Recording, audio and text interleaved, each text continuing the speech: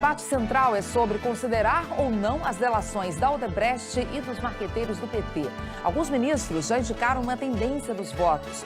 O Palácio do Planalto acredita numa absolvição por um placar apertado, mas teme que alguma novidade da investigação mude esse cenário.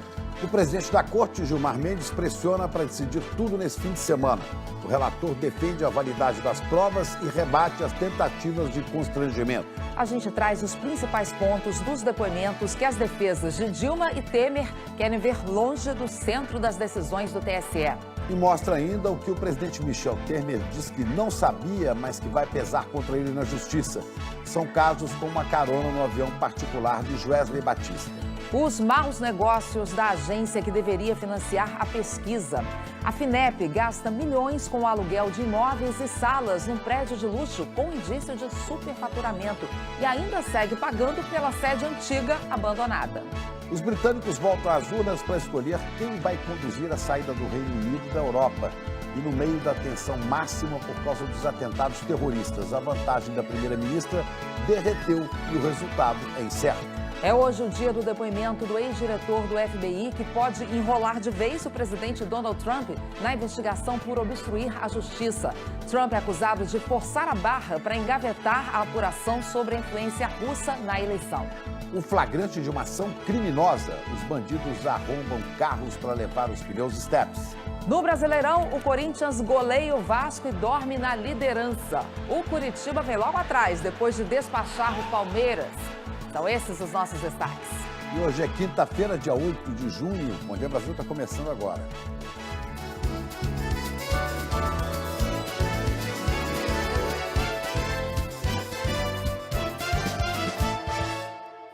O julgamento da chapa Dilma Temer pelo Tribunal Superior Eleitoral está entrando na hora decisiva. Ana, e os ministros vão decidir se aceitam como prova os depoimentos de executivos da Odebrecht e dos marqueteiros das campanhas do PT. Vamos falar em Brasília com a Gioconda Brasil, porque o uso ou não das delações, né, Gioconda, é um indicativo de como os ministros podem votar mais lá na frente, pela absolvição ou pela cassação da chapa, não é isso? Bom dia. Bom dia, Chico. Bom dia também, Ana. Bom dia a todos. É exatamente isso. E o ministro Herman Benjamin, que é o relator, vai começar essa sessão fazendo a leitura do voto dele. Vai tratar do chamado mérito do pedido, ou seja, dizer se aceita ou não a cassação da chapa Dilma Temer. Os demais ministros também têm que votar em relação às preliminares, que são os questionamentos, os pedidos feitos pelas defesas da Dilma Rousseff e de Michel Temer. E nessa hora eles podem antecipar sim o voto, dizer se aceita ou não, como vocês já disseram, a inclusão dos fatos decorrentes da delação da Odebrecht e também a inclusão dos depoimentos dos marqueteiros da campanha vencedora de 2014, do João Santana e da Mônica Moura. Ontem, no segundo dia de julgamento, o ministro Herman Benjamin deixou claro que ele não estava fazendo uma invenção, que ele estava corroborado pelos fatos da necessidade de inclusão dos fatos decorrentes da delação da Odebrecht e também dos depoimentos dos marqueteiros, porque esses dois fatos já estavam incluídos na ação inicial, a que pede a cassação da chapa Dilma Temer. Mesmo assim, durante os debates, ficou claro uma divergência entre o relator Herman Benjamin e o presidente da Corte, o ministro Gilmar Mendes, sobre a inclusão dessas provas. Os ministros Napoleão Nunes Maia e Admar Gonzaga, que foi indicado para o TSE pelo presidente Michel Temer, deram declarações que se aproximaram da posição de Gilmar Mendes. Por outro lado, os ministros Luiz Fux e Rosa Weber foram favoráveis à inclusão dos fatos novos. No meio jurídico, essa decisão é considerada fundamental para o resultado do julgamento, porque ela, segundo especialistas, é que vai dar uma tendência para o resultado no seguinte sentido: se esses fatos forem incluídos, forem aceitos no processo, a chance de cassação da chapa é maior. Mas o contrário também é verdade. Se esses fatos não forem aceitos, acatados pelo plenário do Tribunal Superior Eleitoral, a chance de absolvição da chapa também aumenta. Então, vai ser não só um terceiro dia de julgamento, mas também um terceiro round desse julgamento aqui sobre a cassação da chapa Dilma Temer. Chico e Ana. Obrigado, Gioconda. E à medida que o julgamento avança, os ministros vão revelando como é que devem votar. Vamos falar com a Juliana Morrone, porque dá para perceber uma tendência, mas não deixa de ser uma fotografia do momento, né? Bom dia. Juliana. Oi, Chico. Bom dia, Ana, bom dia a todos. Tendência não é sentença, né, Chico? Mas os ministros já sinalizaram que o placar vai ser apertado. Assessores políticos, advogados aqui em Brasília que estão acompanhando minuto a minuto esse julgamento, ainda têm algumas dúvidas sobre 1 ou 2 votos. Não são muitos, são 7 ao todo. Vai ser 4-3? Qual vai ser o placar? A gente vai esperar o resultado, mas o foco de ontem foram os depoimentos da Odebrecht e dos marqueteiros da campanha no processo. Se esses depoimentos não forem mantidos hoje na ação, o cenário pode ficar mais favorável para a absolvição da chapa. Já foram 2 sessões de julgamento, 7 horas em plenário. Ontem, o relator, ministro Herman Benjamin, votou pela rejeição dos questionamentos da defesa em relação aos depoimentos da Odebrecht e dos marqueteiros João Santana e Mônica Moura. Disse que, embora a lei permita que o juiz use indícios e presunções para formar suas convicções, se baseou exclusivamente em fatos conhecidos. Só os índios não contactados da Amazônia não sabiam que a Odebrecht havia feito colaboração premiada. Se isto não é fato notório e público, não existirá outro. E atenção, aqui não se trata de conteúdo da colaboração premiada, mas do simples fato da celebração da colaboração premiada pelos executivos da Odebrecht. O relator afirmou que não há motivos para excluir os depoimentos. Acrescentou que a legislação prevê que o juiz pode ouvir pessoas que não foram citadas pelos envolvidos. O juiz ou o relator poderá ouvir terceiros referidos pelas partes ou testemunhas, como conhecedores dos fatos e circunstâncias que possam influir na decisão da causa. O ministro disse que a lei das inelegibilidades permite a avaliação de fatos que estejam relacionados com o processo e que isso está previsto no Código de Processo Civil e também foi garantido por decisão do Supremo Tribunal Federal. Herman Benjamin negou que tenham sido usadas provas ilícitas, vindas de vazamentos de depoimentos da Odebrecht, como argumentava a defesa. Os outros ministros do TSE concordaram com o relator nesse ponto e anteciparam o voto rejeitando o argumento da defesa sobre o uso de provas ilícitas. Em relação aos outros questionamentos, vão votar nesta quinta-feira. O relator foi muito incisivo ao afirmar que os depoimentos da Odebrecht não são fatos novos. Estavam na ação em que o PSDB pediu a cassação da chapa, que concorreu à reeleição em 2014. Herman Benjamin mostrou um slide e leu parte do pedido do PSDB, revelando que a empreiteira Odebrecht foi sim mencionada, ao contrário do argumento da defesa. A empresa Odebrecht é incluída com nome e sobrenome entre as suspeitas de terem transferido propinas, expressão da petição inicial, à campanha da coligação com a Força do Povo, em 2014. Dizer que Odebrecht foi uma invenção do relator, esses documentos indicam que esta observação não procede. Os ministros ainda não entraram no mérito, não anteciparam se concordam ou não com o pedido de cassação da chapa Dilma Temer. Mas na sessão dessa quarta-feira, alguns já se manifestaram sobre os depoimentos da Odebrecht e dos marqueteiros, o ponto central do julgamento até agora. Em alguns momentos, o relator foi confrontado por outros ministros e houve até troca de farpas entre o ministro relator e o presidente do tribunal, ministro Gilmar Mendes. O relator lembrou que, em 2015, o tribunal decidiu levar o julgamento desse caso adiante e aprofundar as investigações.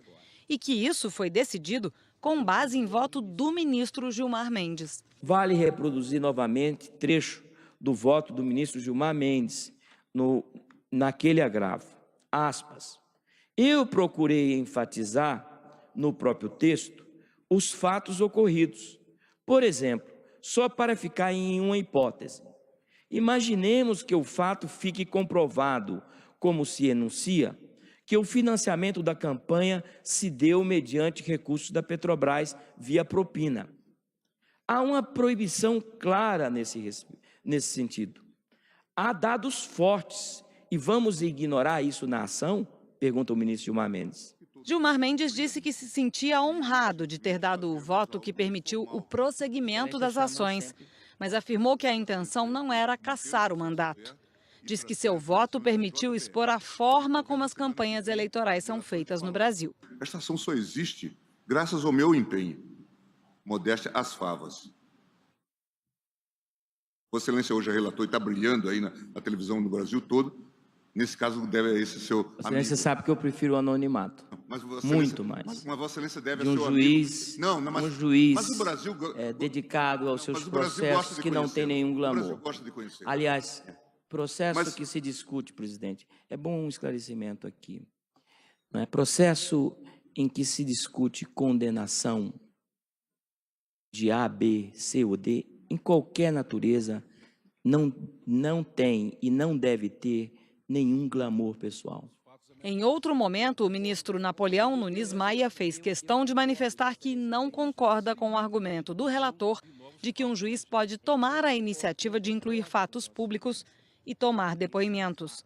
E aí perguntou se não seria o caso de incluir também depoimentos da JBS, que envolvem Dilma Rousseff e Michel Temer. Presidente, ministro relator, esses episódios da JBS não são também públicos e notórios? Como?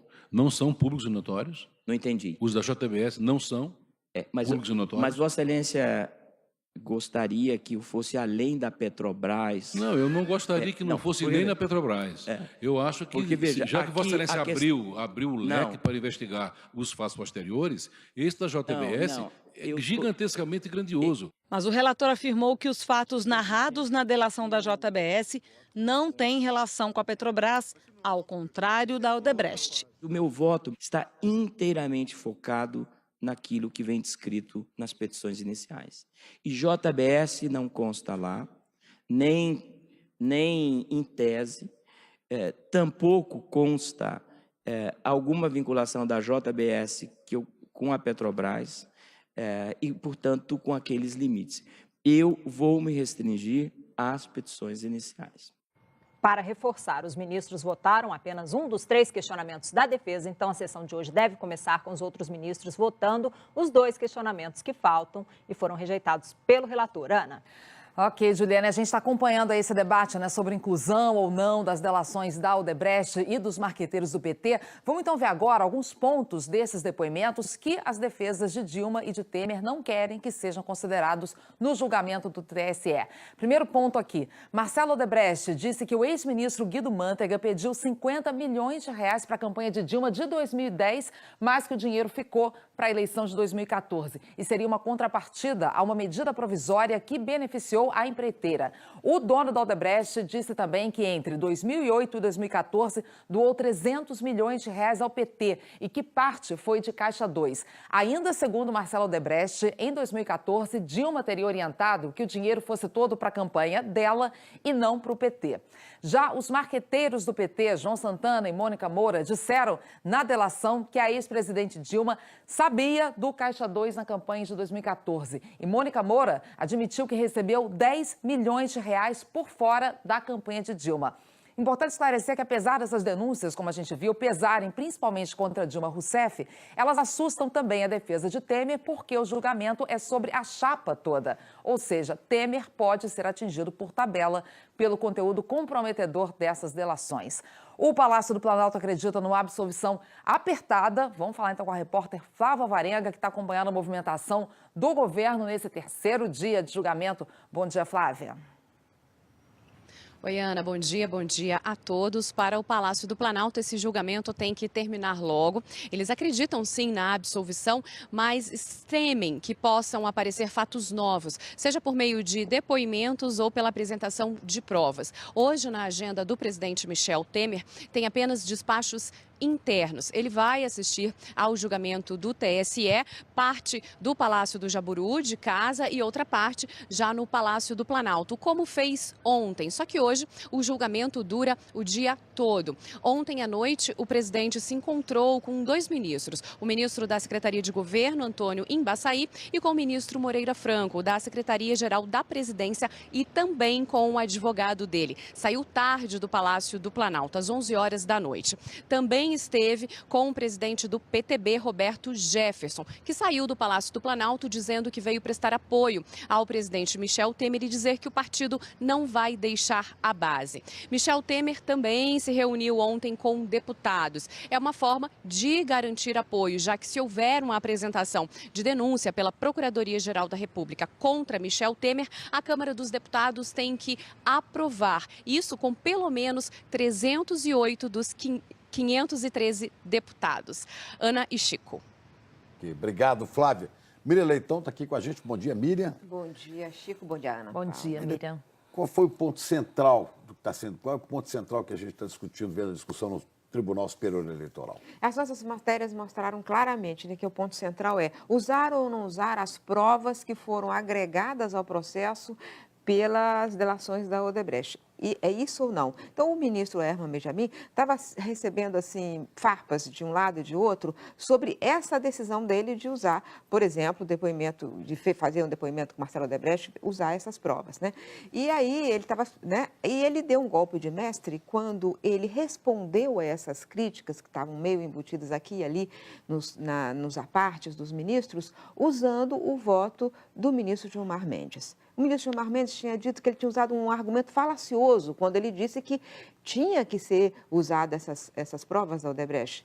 Aí ele mostrou que o ministro Gilmar Mendes, em 2015, nesse voto que foi falado aí na reportagem, fez uma declaração fortíssima sobre a necessidade de investigar, sim, a corrupção na Petrobras, né? E, aliás, o ministro diz lá pelas tantas, na página 38 desse agravo regimental que ele decidiu, que o tribunal ele é muito corajoso em caçar prefeitos de cidades pequenas, mas não das grandes capitais. Muito corajoso na Paraíba e não é corajoso em São Paulo. Ou seja, essa é uma questão importante. Mas lá pelas tantas o ministro disse o seguinte... O ministro Herman Benjamin. Não, o ministro... Gilmar Mendes. O Gilmar Mendes, né? Presidente do tribunal. O presidente do tribunal. São tantas coisas, eu fiquei relendo hoje de manhã isso aqui. O pouco que já se revelou... Aqui, ó. O pouco que já se revelou... e certamente há muito a se revelar, já é suficiente para que nos preocupemos. Se houve dinheiro de propina sistêmica da Petrobras na campanha eleitoral, isso deve ser investigado, e não só por diletantismo acadêmico. Isso é um dos trechos, o ministro citou outros, o ministro Herman Benjamin citou outros. Então, na verdade, o presidente do tribunal, ele foi amarrado por suas próprias palavras, na defesa de que sim, faça essa investigação. E fazendo essa investigação, tem que fazer o quê? Ouvir a Odebrecht, que alega, que mostra claramente as provas disso aí, né? Agora, então, Miriam, a gente já viu ali algumas sinalizações de alguns ministros, mas já dá para antecipar uma tendência a essa altura do campeonato? Se os ministros, de um modo geral, estão mais pela absolvição ou pela cassação da chapa Dilma Temer? Eu não apostaria numa tendência. Essa coisa que o Palácio Planalto está falando que vai vencer, apertado, mas vai vencer, eu não faria essa aposta, não. Até porque cabeça de juiz, as coisas estão lá sendo discutidas. Eu acho que, claramente, o ministro Napoleão Nunes Maia é contra, ele falou, ali a reportagem mostrou, ele é contra, inclusive, a inclusão da investigação sobre a corrupção na Petrobras. E é engraçado ele ser contra, sabe por quê? Porque o pedido da ação feita pelo PSDB, isso que eles chamam de inicial, está escrito investigar propina da Petrobras. Então, não investigar a propina da Petrobras, o tribunal estaria desrespeitando a ação que ele mesmo acolheu. É estranho. Mas eu acho que os ministros Luiz Fux e Rosa Weber devem seguir o relator. Quanto aos outros, eu acho que ainda há muito que se discutir. Hoje é um dia muito importante, porque é o dia que ele vai, afinal, ler o voto, porque tudo ainda é a inicial, ninguém pede mais, né, Miriam? Parece que não, né? Espera-se que não, né? Porque essa altura dos acontecimentos, parar o jogo é aí já é golpe sujo, né? Vamos lá parar para o mais jogo um a essa dia. altura, todo mundo já está sabendo, todo mundo já está sabendo do que está se tratando, exceto, como disse o ministro Herman Benjamin, os índios não contactados da Amazônia. Os índios não contactados. Tá bom, obrigado, Pode Miriam. ser que já tenha chegado. Pode ser que eles estejam sabendo. Obrigada, Miriam. Os índios estão com a internet. Olha, o Palácio Planalto mudou a versão sobre o uso de um jatinho de Joesley Batista, dono da JBS. Juliana, é mais uma acusação respondida com o tradicional. Mas eu não sabia que jatinho que eu estava voando, que minha família voava. Que história é essa? Nem perguntou, Ó, né? Não Chico. tinha nem curiosidade, né, Não. Juliana? Nem Não, curiosidade a gente para entra e perguntar. voa, mas leva a família, né? Tá tudo bem. Né? Pois é, não sabia, né, gente? Bom dia, Miriam, ainda não tinha te Bom dado- dia. Bom dia, tudo bom? Olha aqui, vocês repararam que, primeiro, Temer negou a viagem no jatinho de Joesley Batista. Chegou a dizer que usou um avião da FAB. Depois, Temer disse que não sabia de quem era o avião. O que chama a atenção nisso tudo é que Michel Temer, em diferentes denúncias, em diferentes acusações nessa crise política toda, tem adotado a mesma estratégia, a de dizer que não sabia. Não durou nenhum dia a versão da presidência. Michel Temer viajou sim com a família em janeiro de 2011, quando era vice-presidente para Comandatuba, na Bahia, num jato particular. A nota confirma a data, o voo, mas diz que Temer não sabia de quem era o jato e que não fez pagamento pelo serviço.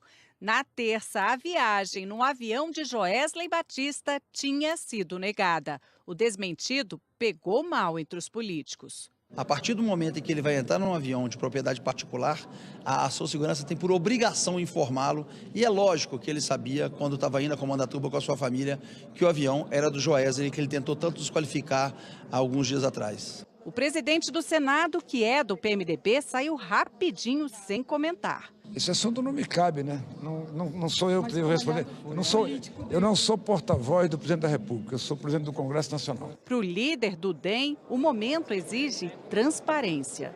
Qualquer equívoco, qualquer recuo gera ruído e é potencializado por esse momento difícil que vivemos. No plano de voo que a TV Globo teve acesso, Temer embarcou no mesmo jato e no mesmo dia para Brasília. 2 dias depois, o mesmo jato buscou a família de Temer. Michel Temer disse que não sabia de quem era o avião, mas investigadores dizem que o empresário Joesley Batista contou um outro detalhe. Um telefonema de Temer agradecendo as flores que estavam a bordo para a mulher dele, Marcela. O presidente Temer insiste em dizer que também não sabe de nada. Então, eu acho que essa é uma coisa muito comum ultimamente nos nossos presidentes da República. Eu espero que a memória possa ser reativada e, se não fizer, eu acho que a justiça e a opinião pública vai fazê-lo. E essa não foi a primeira vez que o presidente disse que não sabia. A oposição lembrou que, recentemente, Temer, depois de receber Joesley no Palácio do Jaburu, falou que desconhecia que o empresário era um investigado da Justiça. No fim do ano passado, um outro fato. O então ministro da Cultura, Marcelo Calero, pediu demissão e acusou Temer de tê-lo pressionado para resolver um problema de um imóvel de um outro então ministro, Gedel Vieira Lima. Temer admitiu a conversa, mas não a pressão. O presidente não é super-homem, ele é humano como nós. Ele pode, eventualmente, errar ou esquecer. Ele não é uma máquina. Ele é um homem bom, trabalhador e sério. O presidente é alvo de inquérito no Supremo desde o dia 18 de maio. Há um ano, ele e seus aliados se preparavam para assumir a presidência. Essa foto foi do dia que a Câmara aprovou dar andamento ao processo de impeachment de Dilma.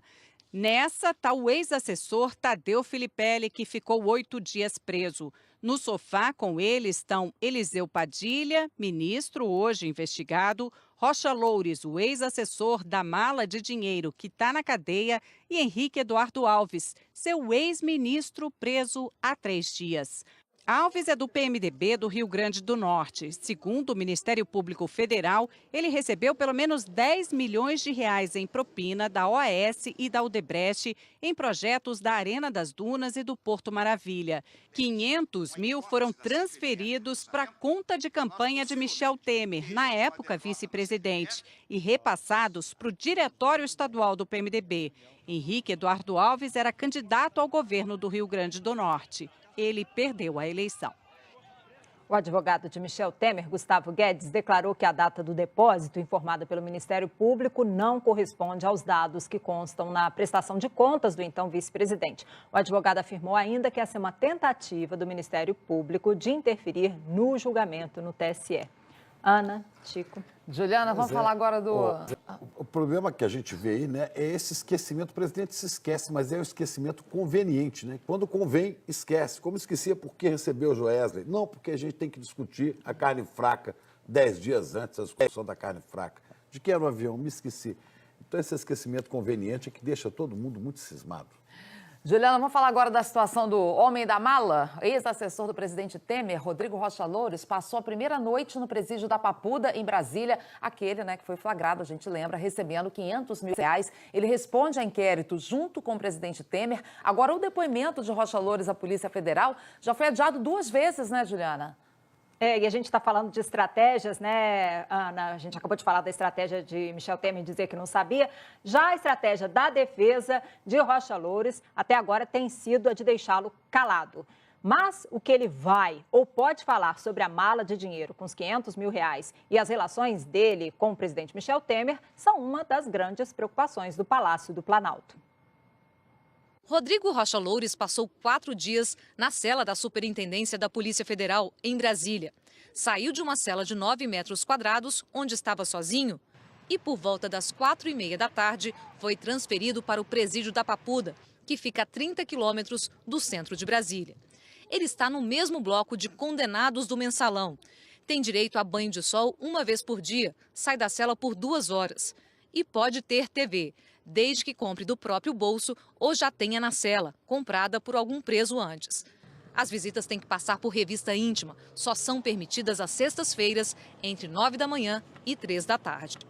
Loures foi flagrado recebendo uma mala de 500 mil reais de um ex-diretor da JF que controla a JBS.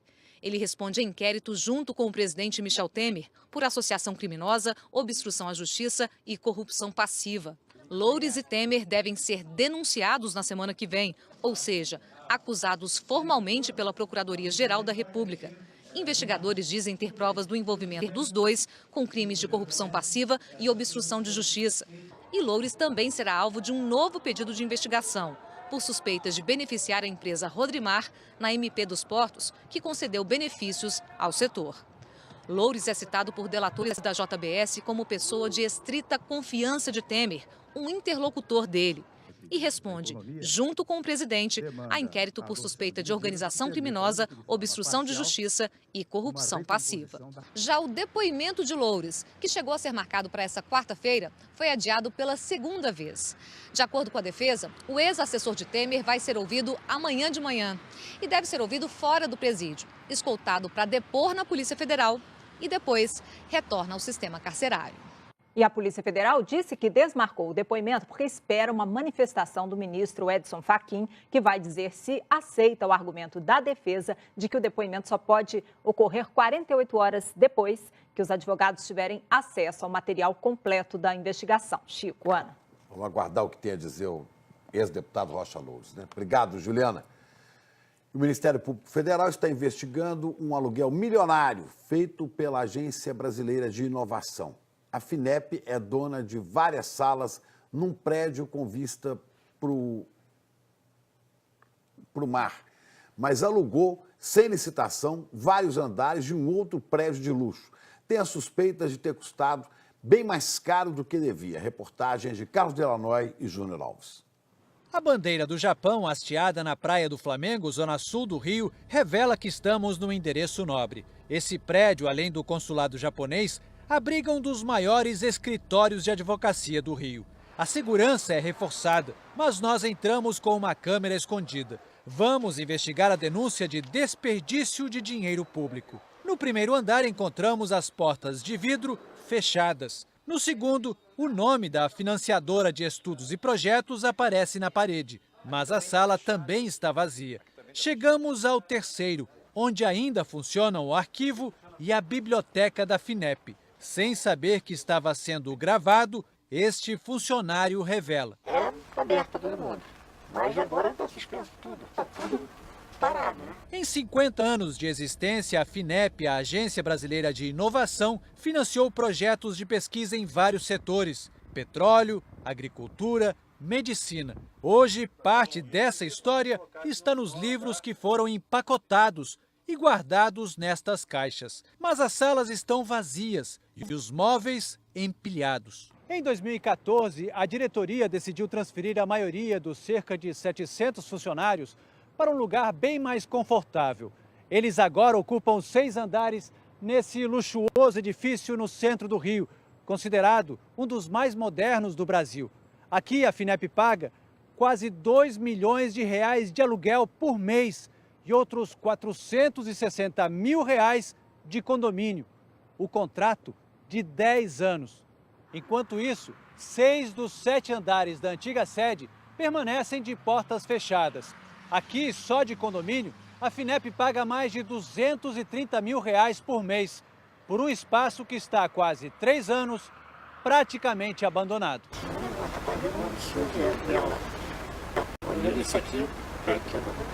Além da FINEP, empresas estatais e bancos públicos ocupam vários andares no sofisticado edifício Ventura. Apesar da crise no setor imobiliário, a diretoria da FINEP aprovou um reajuste no aluguel em fevereiro deste ano e o valor total passou de R$190 milhões para R$218 milhões em 10 anos. No prédio novo, a FINEP paga R$88 mil por mês para alugar móveis, apesar de ter mesas e cadeiras de sobra no prédio antigo. O contrato do aluguel foi feito sem licitação.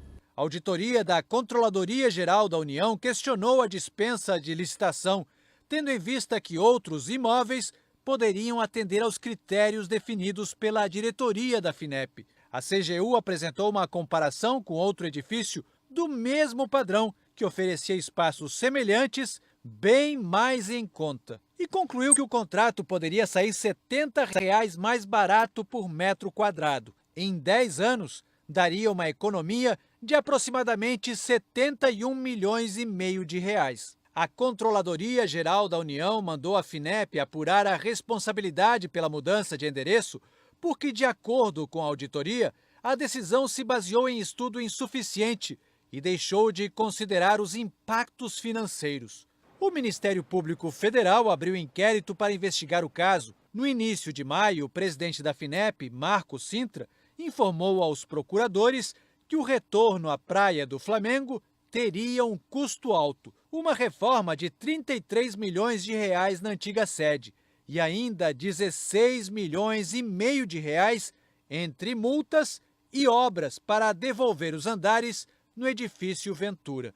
Ainda assim, a diretoria constatou que seria mais vantajoso, financeiramente, voltar à Praia do Flamengo. Os andares mais altos da antiga sede têm uma vista privilegiada da Baía de Guanabara. A FINEP, que sempre teve no horizonte a inovação, hoje contempla o dinheiro público jogado pela janela. Todo mundo faz campanha, né? Então, eu vim para casa própria, que é melhor. A FINEP só na casa própria, todo dia. Bom negócio alugar imóvel para a FINEP, né? Mas ela tem explicação. Ela disse que o reajuste do aluguel está previsto em contrato e foi feito com base em índices de mercado. Mas a agência vai pedir a revisão do valor. Segundo a FINEP, o Tribunal de Contas da União avaliou como improcedentes as supostas irregularidades na transferência e no aluguel.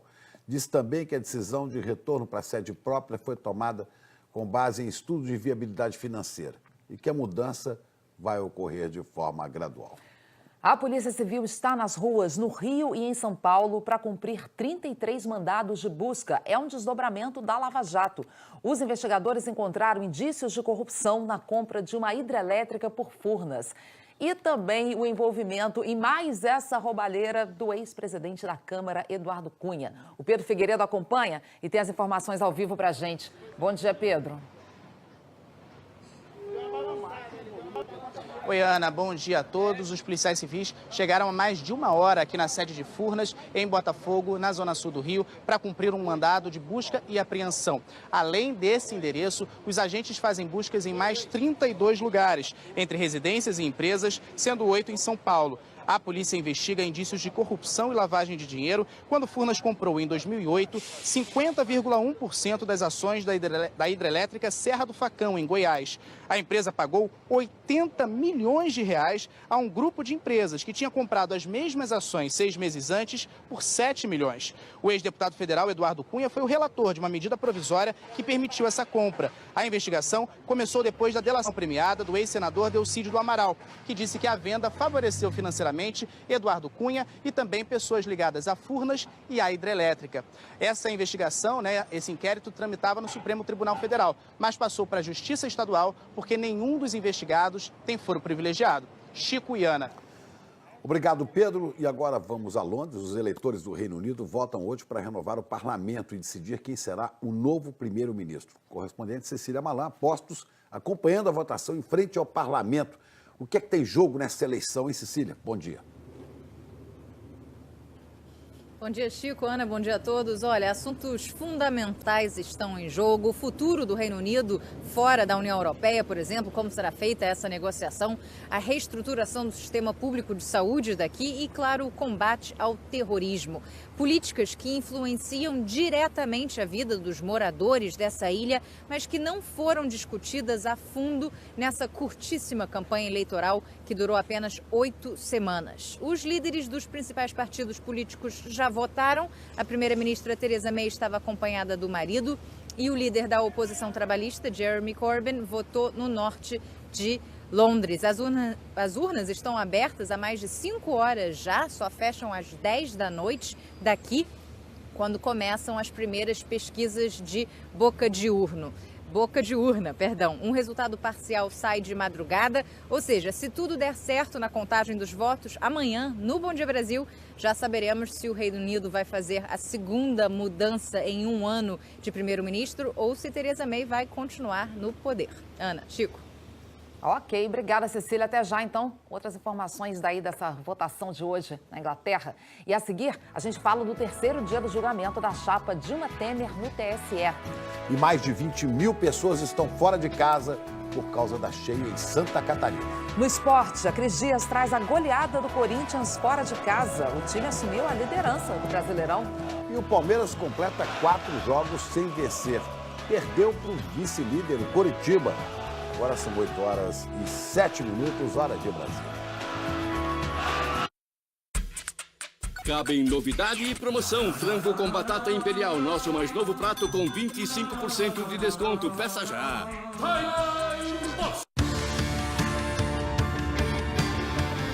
Você poderia se arrepender por não parar.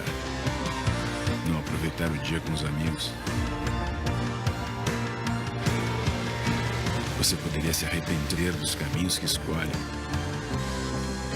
Mas com certeza, aqui você não vai se arrepender. E nem aqui. Quem tem um Hyundai Creta sabe que ele é o melhor da categoria. Hyundai Creta, o melhor, está aqui. O que significa segurança para você? A nossa segurança para a sua segurança. Segurança tem marca. JFL Alarmes. Gente, olha isso.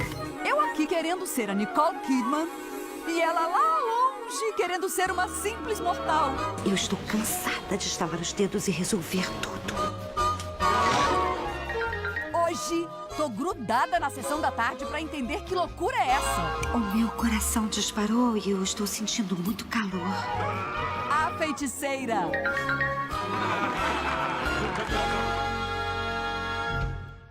Você nunca viu uma promoção assim? Nas Óticas X é desconto pra lá de desconto. Atitude por 10 de 19, Armani por 10 de 43 e Guess só 10 de 34. X, melhor e mais barato é X. A hora mais gostosa do dia? Toscana Aurora. É delícia. É gostoso demais. Todo dia, toda hora. Bem Toscana da Aurora. Todo dia, toda hora. Linguiça Toscana. Qualidade do início ao fim.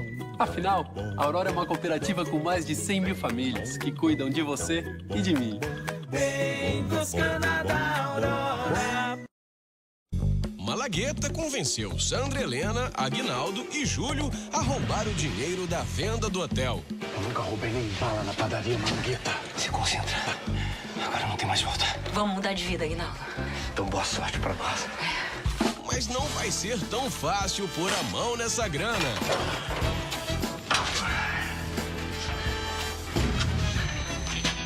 Mas que droga é essa? Hoje, pega.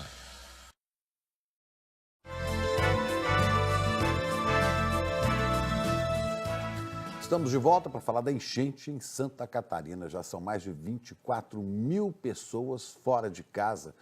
E só que tem muita gente que os bombeiros não conseguem remover. Trabalho para os bombeiros é o que não falta por aqui. E mais difícil que enfrentar uma enchente é convencer os moradores que insistem em não sair de casa. Estava tendo muito gente assaltando as casas, aproveitando, né?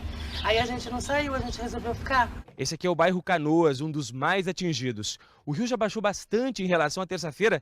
Mesmo assim, olha aqui a altura da água, tá pegando nessa placa de trânsito. E aqui do lado, ó, tem uma casa que tá alagada até o telhado. Já faz uma semana que o Ronaldo teve que sair de casa e a rua onde ele mora ainda tá desse jeito. Para chegar aqui, só de bote mesmo. Tu só quer saber que venha de uma vez e abaixe para tu voltar à tua vida normal, né? Em todo o estado, mais de 24 mil pessoas tiveram que sair de casa. Quase 2.700 vieram para abrigos. O Alex não consegue chegar ao trabalho porque o caminho ficou debaixo d'água. Enquanto isso, ele resolveu ajudar. Como eu fiquei preso lá no apartamento porque cercou de água, aí como baixou, eu vim prestar serviço solidário também. Ajudar o próximo, né? Só aqui em Rio do Sul, a cidade mais atingida pelas cheias, são 584 voluntários. Muito cansaço, mas a satisfação de dizer assim, não, eu ajudei uma criança, eu ajudei um adulto, um idoso hoje, o cansaço vai embora. A gente nunca pegou enchente, mas cada vez que a gente olhava na janela e a gente via um caminhão de mudança chegando, a gente se desesperava. Então a gente resolveu vir ajudar. E olha, o alerta continua para a região sul, então vamos saber de previsão do tempo. Isabela Camargo já por aqui. Isabela, bom dia. A gente até comentou aqui já, né, que para essa época do ano, para junho, não é tão comum chover desse jeito. O que está acontecendo esse ano? Ana, bom dia para você, bom dia para o Chico, bom dia a todos. É assim, na região sul chove em todas as estações. Não é normal chover no sudeste, no centro-oeste em junho, mas na região sul sim é normal chover, só que a quantidade que já acumulou neste mês é que está anormal. Você vai ver aqui no mapa, olha só, onde está azul são as cidades em que o acumulado aqui nos últimos 7 dias ultrapassou a média do mês. Então são cidades em que já choveu mais do que era esperado para o mês inteiro. E aí são sempre vários fatores que alimentam as nuvens de chuva. Hoje é a combinação de uma frente fria com o calor e a umidade que vem lá da região norte, que vai, então, deixar o tempo bem severo no sul do país, com volumes expressivos, especialmente em áreas muito atingidas e com, inclusive, risco de granizo e ventania. Em Soledade, por exemplo, no Norte Gaúcho, as rajadas já passaram dos 130 km por hora. Então, a gente vê que a umidade está concentrada aqui no país. No próximo mapa você vai ver no sul, Mato Grosso do Sul também, onde a gente tem previsão de pancadas de chuva, na região norte e na faixa leste do Nordeste. No restante do país, incluindo todo o Sudeste, aí sim, tempo firme e umidade baixa ao longo da tarde. As temperaturas hoje ficam assim: em Porto Alegre, 20 graus, Campo Grande, 10 a mais, 33 em Rio Branco e também em Teresina, 35 em Cuiabá, que é a mesma temperatura hoje para vocês aí no Rio. Chico e Ana, 35 graus. Você vê que loucura, né? 35 no Rio, 36 em Tocantins e neve. Está mantida a previsão de neve para a próxima madrugada, Isabela? Está mantida, Chico, principalmente nos pontos mais altos da Serra Gaúcha e Catarinense. Agora, é o seguinte, para nevar tem que ter muita umidade e temperaturas abaixo de 0 grau. E aí frio também em todas as camadas da atmosfera. Umidade está tendo, a temperatura vai cair, então esse frio ele deve inclusive será no risco de na região sul e também Serra da Mantiqueira de sexta para sábado. E essa friagem, gente, vai até a região norte. Inclusive, aí no Rio, Chico e Ana, esfria também. A temperatura pode cair mais de 10 graus no final de semana, se a gente comparar especialmente com os 35 de hoje. Tá bom, obrigado, Isabela. Obrigada. A gente viu agora há pouco a situação das pessoas que estão fora de casa na região sul, só que a chuva lá deixou outras marcas. As ruas estão cheias de buraco e algumas estradas fechadas já faz quase uma semana. O excesso de chuva dos últimos dias transformou as ruas das cidades gaúchas numa buraqueira só. Tem que passar virando roda, que nessa carreta aí, ó. Senão quebra as molas tudo do caminhão. Em Porto Alegre, algumas crateras que já existiam ficaram ainda maiores. E também surgiram novos buracos e muitos deles ficam cobertos pela água, um perigo para os motoristas. Tem uns que não dá para desviar, somente nessa região aqui da arena. Aí fura um pneu, fica ali complicado. É tanto pneu estragado que o movimento dobrou nesta borracharia. Se tá seco ainda enxerga, dá para desviar, mas se tá chovendo eles passam, depois que eles passaram, eles vão ver. Aí o mínimo é uns 2 pneus que vai do mesmo lado. Também difícil escapar dos buracos em Caxias do Sul, na Serra Gaúcha. São mais de 3.000. Este foi sinalizado pelos próprios moradores. O motoqueiro já caiu, então nós de manhã cedo botemos aquilo ali. Tem muita gente que passa, derruba, nós vamos ali e botemos de novo. Nas rodovias, a situação não é muito diferente. A fronteira com a Argentina, a cheia do rio Ibicuí, interditou esta ponte na BR-472, que liga Itaqui à Uruguaiana. Há 4 dias, nenhum veículo passa por ali. Os caminhoneiros estão parados na beira da estrada, esperando a água baixar. Se fossem pegar o desvio, o tempo de viagem ficaria 5 vezes maior. Se eu fizer o retorno, eu vou gastar na base de R$ 1.200 a mais, sendo que um frete só R$ 1.500. Em Santa Catarina, um trecho da BR-282 está interditado há 3 dias. O volume de água foi tanto que acabou rachando a pista. O DENIT informou que está avaliando a situação e que ainda não sabe quando a pista será liberada. Reforçando então, o DENIT disse que a ponte na BR-472 segue interditada por tempo indeterminado por questão de segurança. A Prefeitura de Porto Alegre afirmou que está buscando recursos para fechar os buracos. Já a Prefeitura de Caxias do Sul diz que está esperando o tempo melhorar para consertar as ruas. Falando em buracos, a gente vai voltar a falar de uma rua da Zona Leste de São Paulo que ficou cheia deles depois de uma obra da Sabesp. A Ananda Apple está lá e vai mostrar para a gente o que foi feito ali depois de mostrarmos os buraquinhos um ao lado do outro. Bom dia, Ananda. Bom dia, Rodrigo. Pois ontem aqui na rua Curupacê, na Moca, a gente mostrou 19 buracos ao longo de uma quadra. Eles foram tapados ontem, mas com essa qualidade de serviço, a gente vê que cada remendo tem uma elevação acima do asfalto anterior, que já não era bem feito, todo torto, cheio de rachaduras, e os remendos são assim, com partes mais baixas, outras mais altas, esse asfalto meio poroso, se soltando, e a gente vendo ao longo da rua, é uma imagem assim de um serviço muito feio, todo irregular, fica com uma aparência de mal acabado, nada de lisinho, nivelado, aquela sensação de consertaram isso aqui. Os moradores ficam falando aquela coisa de fizeram de qualquer jeito. Que serviço, né, Rodrigo? Só piora a imagem, né, da empresa responsável por isso. Obrigado, viu, Ananda? O presidente da Sabesp, Gerson Kelman, ainda há pouco, conversamos ao vivo com ele no Bom Dia São Paulo, reconheceu o problema do asfalto recapeamento mal feito, apesar de dizer que não é na maioria dos casos, e sim uma minoria, ao contrário do que muita gente vê. Segundo o Gerson Kelman, ele disse que ia pedir para fazer uma avaliação do trabalho dessas empresas, são empresas terceirizadas, que de repente a multa que é aplicada pelo serviço mal feito não está surtindo nenhum efeito, iria avaliar isso e, no caso, descredenciar as empresas. A gente segue acompanhando. Glória, 8h18 agora. Rodrigo, vamos falar de um acidente que aconteceu mais cedo na Avenida dos Estados, em Santo André. Estamos de volta e o assunto agora são as eleições gerais no Reino Unido. Os britânicos decidem da noite de hoje, horário de Brasília, quem será o primeiro-ministro que vai negociar a saída da União Europeia e governar o país ameaçado pelo terrorismo. A Cecília Malan está acompanhando tudo lá em frente ao parlamento. Dá para arriscar um vencedor, Cecília?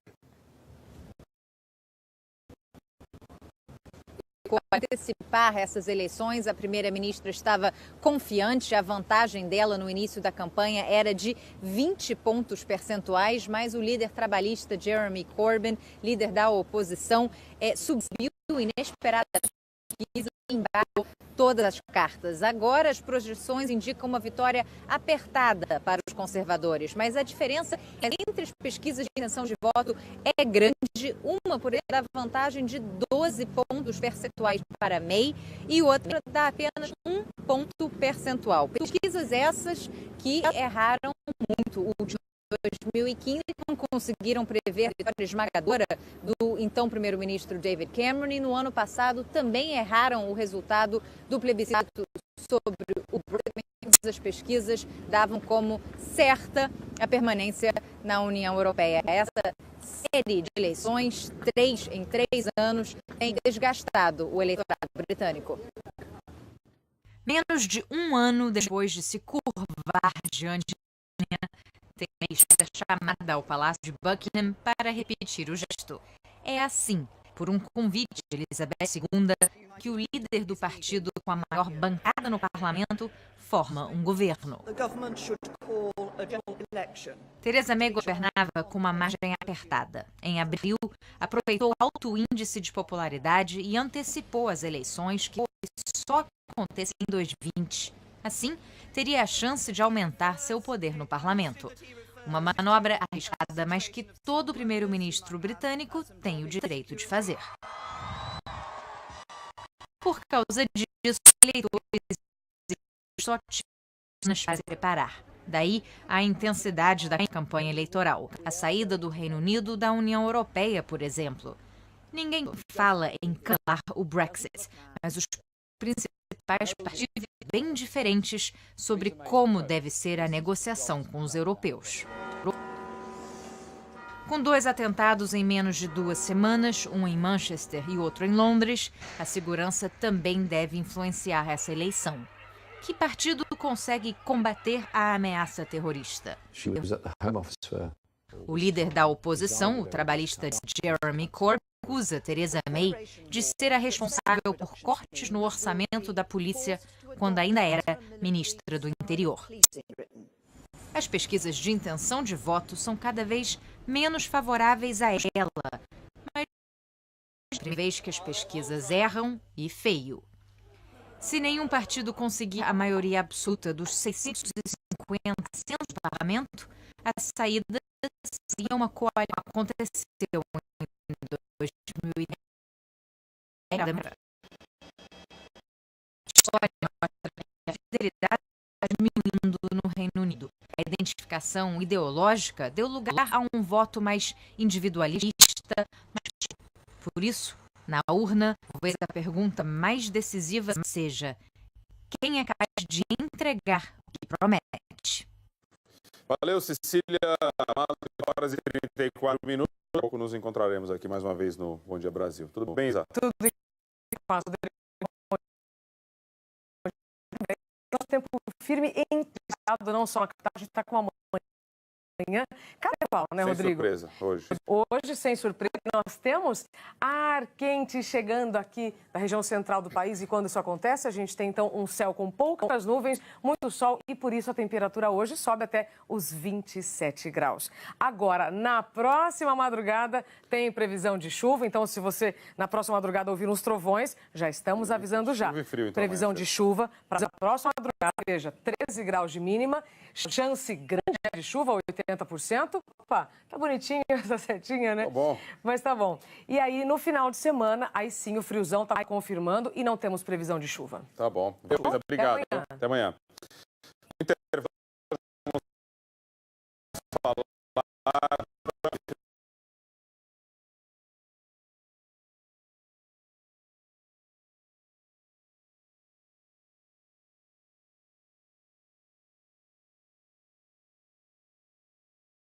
Agenda. Esse mês você vai sair de Nissan 0 km.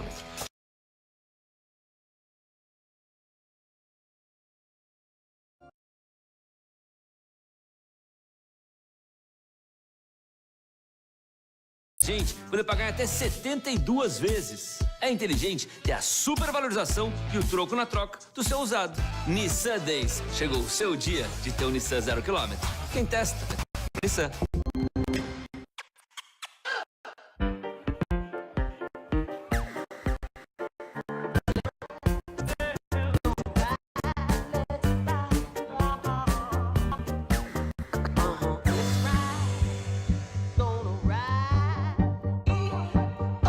Chegou o TIM Black, a evolução do pós-pago. Planos com muito mais liberdade para falar e navegar com a maior cobertura 4G do Brasil. Experimente ter mais. TIM Black, a evolução do pós-pago. Zeca foi hoje, pediu o divórcio de ti. Só tem divórcio onde tem casamento. Vão descobrir que tu já eras casada com Zeca quando casaste com Rui. Zeca quer o divórcio. É? E aí, minha filha, que vai ver alguém da justiça aqui entregar o aviso. Se alguém dessa família atende essa porta, Marilda, vou descobrir que eu tô casada com o Zeca no papel. E aí, com o meu casamento com o Rui, ó, vale mais nada. Ei, Comuna, lasquei-me. Hoje, a força do querer. São tempos difíceis para a alegria. Parece que a gente desaprendeu a sorrir. Mas só parece, porque ainda somos os mesmos. Os que se dedicam, mas não deixam a diversão de lado. Os que sonham grande, mas não esquecem os pequenos gestos. Tempos difíceis vão existir, mas não existirá um dia sequer sem alegria. É só você olhar para ela. A alegria tá aí. Dê uma mordida. Lacta. O brasileiro adora uma rede social, né? Eu adoro.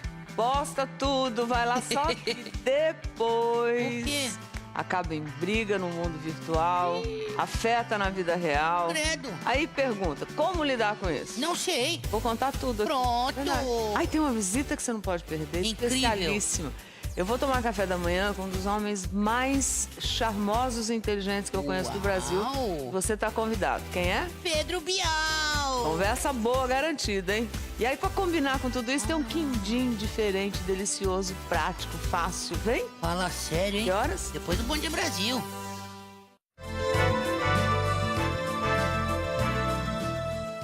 Os Estados Unidos vão parar hoje para assistir ao depoimento do ex-chefe do FBI, James Comey. Ele foi demitido por Donald Trump quando investigava as relações da campanha republicana com os russos.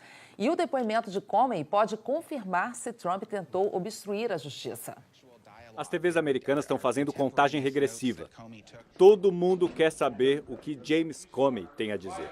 Ele ficou quieto desde que foi demitido por Trump um mês atrás. Bem no momento em que investigava a ligação de assessores de Trump com autoridades russas no ano passado. E desde então a grande pergunta é: o presidente Donald Trump tentou abafar as investigações? Isso seria obstrução de justiça, o que poderia lhe custar o mandato.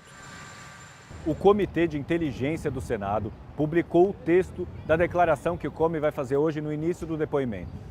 São 7 páginas com descrições detalhadas de conversas que ele teve com o presidente entre janeiro e abril desse ano. Cada vez que se encontrava com Donald Trump, na saída ele fazia anotações que viravam memorandos que ele compartilhava com colegas do FBI. No dia 27 de janeiro, Trump convidou Comey para um jantar na Casa Branca. E aí lá, segundo Comey, o presidente cobrou dele lealdade. Numa reunião em fevereiro, Trump também teria pedido que Comey deixasse para lá as investigações sobre o envolvimento de Michael Flynn, ex-conselheiro de Segurança Nacional, com os russos. E aí depois, numa ligação telefônica no dia 30 de março, Trump teria dito que a investigação era uma nuvem que o estava impedindo de governar. E perguntou o que o Comey podia fazer para tirar essa nuvem de cima dele. Ontem, o Comitê do Senado ouviu o diretor nacional de inteligência, Daniel Coe, e outros 3 funcionários do setor. Mas eles se recusaram a contar detalhes de qualquer conversa com Donald Trump e frustraram quem esperava grandes revelações. Mas para hoje, a expectativa é bem diferente. Ao contrário dos 4 que se esquivaram das perguntas ontem, o James Comey não é mais subordinado a Donald Trump. Aliás, ele foi demitido pelo presidente, que agora pode ajudar a derrubar. E ontem o presidente Donald Trump escolheu o novo diretor do FBI. É o advogado Christopher Wray. Ele foi vice-secretário de Justiça do governo Bush. A nomeação dele ainda vai passar pelo Senado, mas deve ser aprovada, já que a maioria é de republicanos. 8h41, Glória.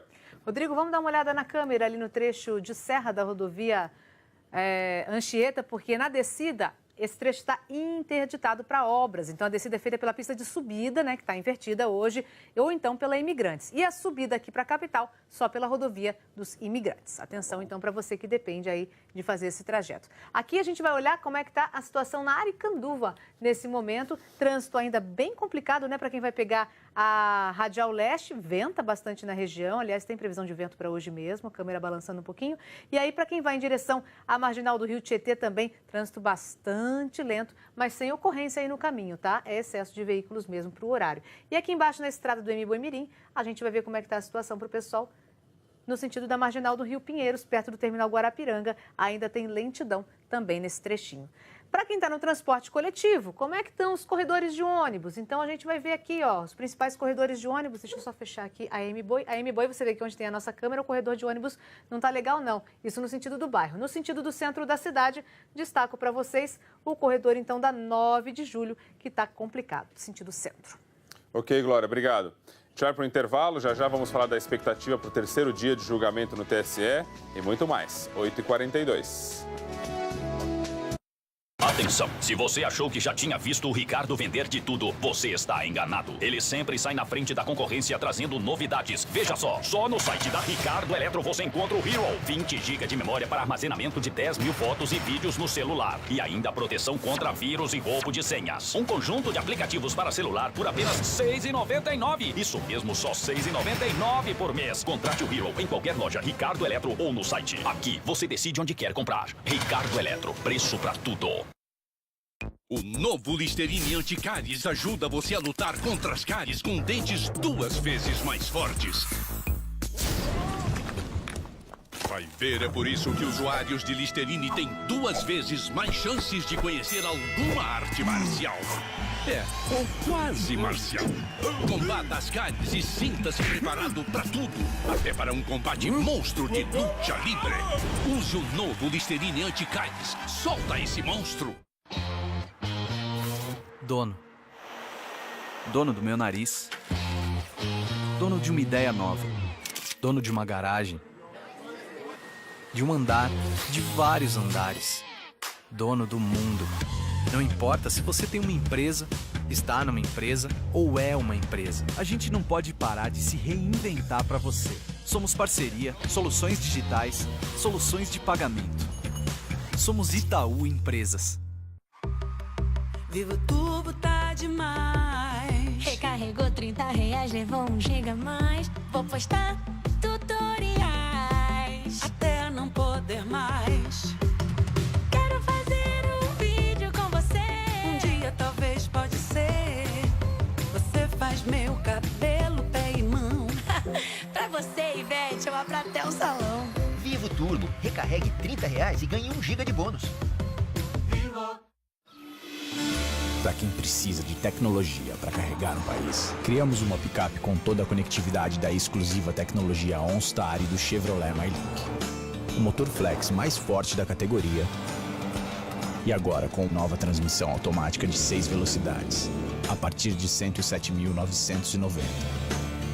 É hora de valorizar quem carrega o país nas costas. Nova Chevrolet S10 2018. Chevrolet, find new roads. A genética é uma informação ou é uma condenação? Testes com irmãos gêmeos mostram que o lugar onde eles moram muda completamente o tempo que vão viver. Você já ouviu falar em idade biológica? O estresse pode fazer o tempo acelerar mais rápido do que a gente gostaria. Como controlá-lo? A gente te explica logo depois do Mais Você.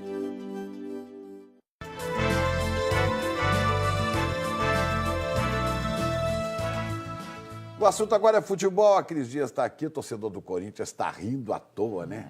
Tá Deu rindo uma à toa, goleada no Vasco, porque pobre a fase é boa, né? Então, assim, segue invicto, chegou aos 13 pontos e assumiu a liderança, né? Provisória do campeonato. Em cima do Vasco. Pois é, foi goleada, a gente vai ver.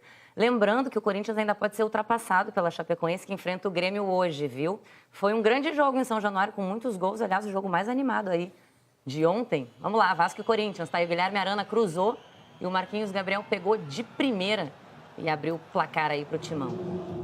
Essa jogada aí, um ótimo passe do Marquinhos Gabriel pro Jô. Estranho ver o Corinthians de branco assim, né? Parece o Santos. É, pra dar uma confundida, né? Aí o Jô fez o segundo do Corinthians, aí o Vasco reagiu, viu? E empatou nos 2 primeiros minutos do segundo tempo com o Luiz Fabiano, que fez esse e fez o segundo gol do Vasco, mas parou nesses 2 minutinhos de reação, viu? O Corinthians voltou.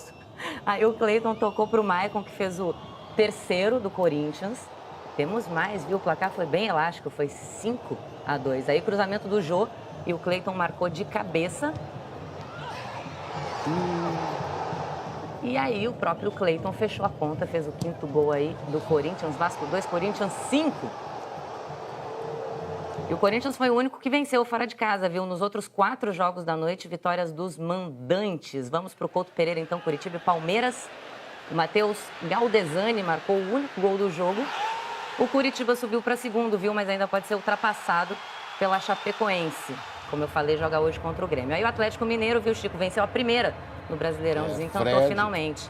Galo e Avaí na Independência, o Fred marcou o primeiro dele no campeonato. Desencantou aí junto com o Galo. Vamos ver se segue agora, né, Chico? É. No Pacaembu, Santos e Botafogo.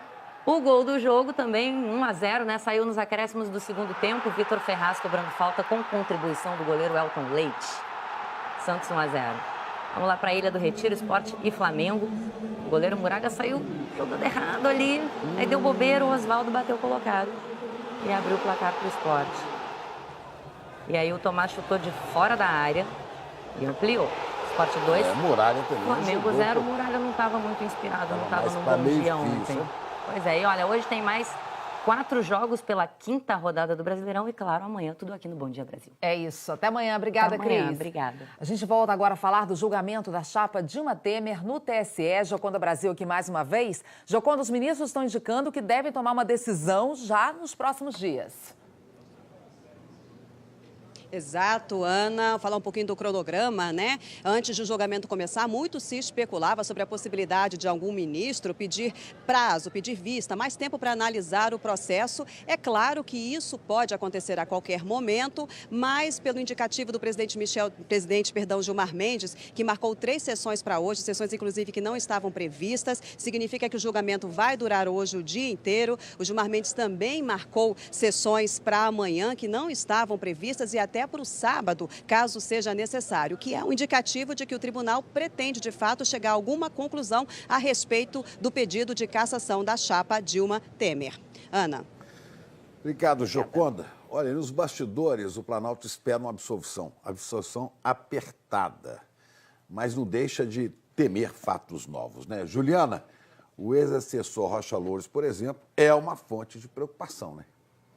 Chico, isso porque assessores do presidente têm informação de que Rocha Loures está sendo pressionado pela família a fazer delação premiada. O homem da mala pode vir a ser o homem-bomba, dependendo do que estiver disposto a falar da mala que recebeu da JBS com R$500 mil e das relações dele com Michel Temer. Loures só vai poder receber visita na sexta e quem visitá-lo terá que passar por revista íntima.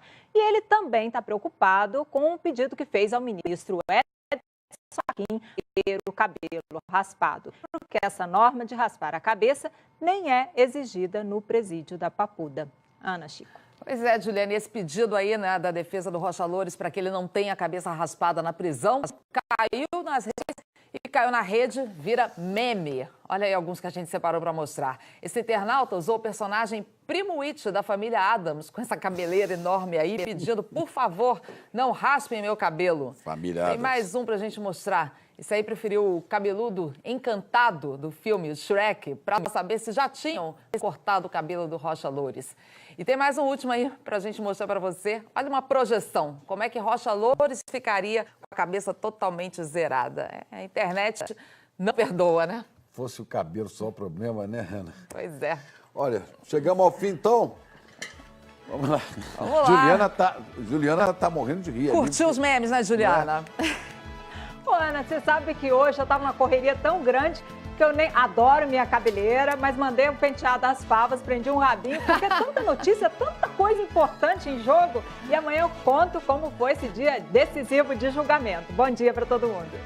Chame de ladrão, corrupto, o que mais for, de careca jamais. Por favor, hein? Que preocupação é essa? Me fala muito sério. Queria desejar um bom dia para vocês, uma boa quinta, é pré-sexta, amanhã estaremos juntos. Valeu, pessoal. Pré-sexta já tá. Gente, aqui no Reino Unido as eleições gerais transcorrem sem incidentes. Os líderes dos principais partidos já votaram.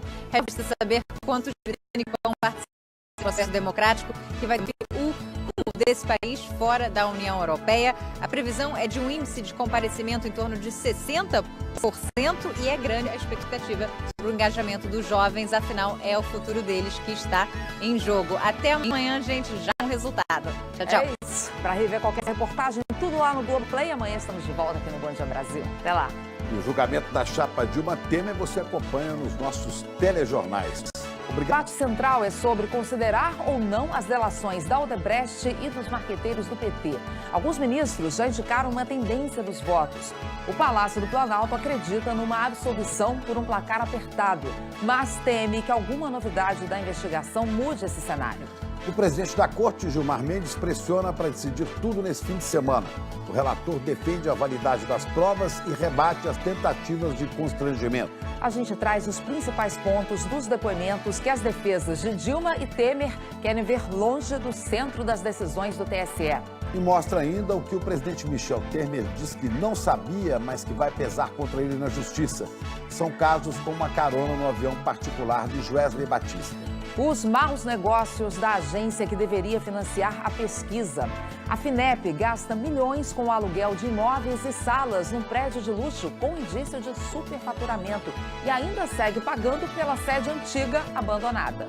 Os britânicos voltam às urnas para escolher quem vai conduzir a saída do Reino Unido da Europa. E no meio da tensão máxima por causa dos atentados terroristas, a vantagem da primeira-ministra derreteu e o resultado é incerto. É hoje o dia do depoimento do ex-diretor do FBI, que pode enrolar de vez o presidente Donald Trump na investigação por obstruir a justiça. Trump é acusado de forçar a barra para engavetar a apuração sobre a influência russa na eleição. O flagrante de uma ação criminosa. Os bandidos arrombam carros para levar os pneus Steps. No Brasileirão, o Corinthians goleia o Vasco e dorme na liderança. O Curitiba vem logo atrás, depois de despachar o Palmeiras. São esses os nossos destaques. E hoje é quinta-feira, dia 8 de junho. Bom Dia Brasil está começando agora.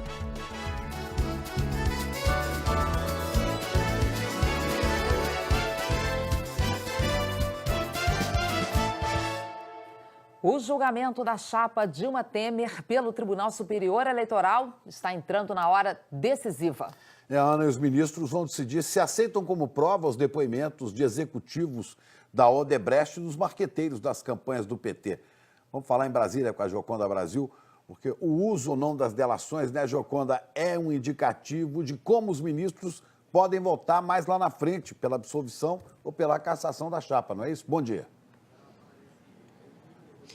Bom dia, Chico. Bom dia também, Ana. Bom dia a todos. É exatamente isso. E o ministro Herman Benjamin, que é o relator, vai começar essa sessão fazendo a leitura do voto dele. Vai tratar do chamado mérito do pedido, ou seja, dizer se aceita ou não a cassação da chapa Dilma Temer. Os demais ministros também têm que votar em relação às preliminares, que são os questionamentos, os pedidos feitos pelas defesas da Dilma Rousseff e de Michel Temer. E nessa hora eles podem antecipar sim o voto, dizer se aceita ou não, como vocês já disseram, a inclusão dos fatos decorrentes da delação da Odebrecht e também a inclusão dos depoimentos dos marqueteiros da campanha vencedora de 2014, do João Santana e da Mônica Moura. Ontem, no segundo dia de julgamento, o ministro Herman Benjamin deixou claro que ele não estava fazendo uma invenção, que ele estava corroborado pelos fatos da necessidade de inclusão dos fatos decorrentes da delação da Odebrecht e também dos depoimentos dos marqueteiros, porque esses dois fatos já estavam incluídos ouvidos na ação inicial, a que pede a cassação da chapa Dilma Temer. Mesmo assim, durante os debates, ficou claro uma divergência entre o relator Herman Benjamin e o presidente da Corte, o ministro Gilmar Mendes, sobre a inclusão dessas provas. Os ministros Napoleão Nunes Maia e Admar Gonzaga, que foi indicado para o TSE pelo presidente Michel Temer, deram declarações que se aproximaram da posição de Gilmar Mendes. Por outro lado, os ministros Luiz Fux e Rosa Weber foram favoráveis à inclusão dos fatos novos. No meio jurídico, essa decisão é considerada fundamental para o resultado do julgamento, porque ela, segundo especialistas, é que vai dar uma tendência para o resultado no seguinte sentido: se esses fatos forem incluídos, forem aceitos no processo, a chance de cassação da chapa é maior. Mas o contrário também é verdade. Se esses fatos não forem aceitos, acatados pelo plenário do Tribunal Superior Eleitoral, a chance de absolvição da chapa também aumenta. Então, vai ser não só um terceiro dia de julgamento, mas também um terceiro round desse julgamento aqui sobre a cassação da chapa Dilma Temer. Chico e Ana. Obrigado, Gioconda. E à medida que o julgamento avança, os ministros vão revelando como é que devem votar. Vamos falar com a Juliana Morrone, porque dá para perceber uma tendência, mas não deixa de ser uma fotografia do momento, né? Bom dia, Juliana. Oi, Chico. Bom dia, Ana, bom dia a todos. Tendência não é sentença, né, Chico? Mas os ministros já sinalizaram que o placar vai ser apertado. Assessores políticos, advogados aqui em Brasília que estão acompanhando minuto a minuto esse julgamento, ainda têm algumas dúvidas sobre 1 ou 2 votos. Não são muitos, são 7 ao todo. Vai ser 4-3? Qual vai ser o placar? A gente vai esperar o resultado, mas o foco de ontem foram os depoimentos da Odebrecht e dos marqueteiros da campanha no processo. Se esses depoimentos não forem mantidos hoje na ação, o cenário pode ficar mais favorável para a absolvição da chapa. Já foram 2 sessões de julgamento, 7 horas em plenário.